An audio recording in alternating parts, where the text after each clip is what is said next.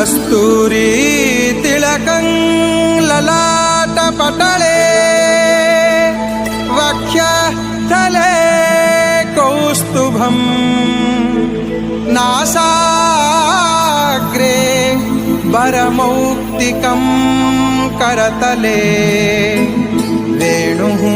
करे कङ्कणम् सर्वाङ्गे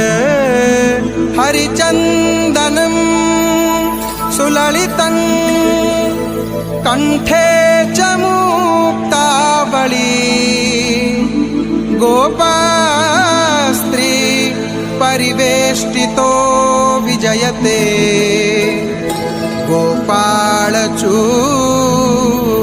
गोपालचूडामणिः ॐ क्लीं देवः कामदेवः कामबीजशिरोमणिः श्रीगोपालो महीपालः सर्ववेदङ्गपारगः धरणीपालको धन्यः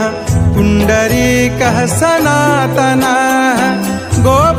गोपतिर्भूपतिः शास्ता प्रहर्ता विश्वतोमुखः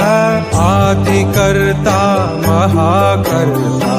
महाकालप्रतापवान् जगज्जीवो जगद्धाता जगद्भर्ता जगद्वसुः मत्स्यो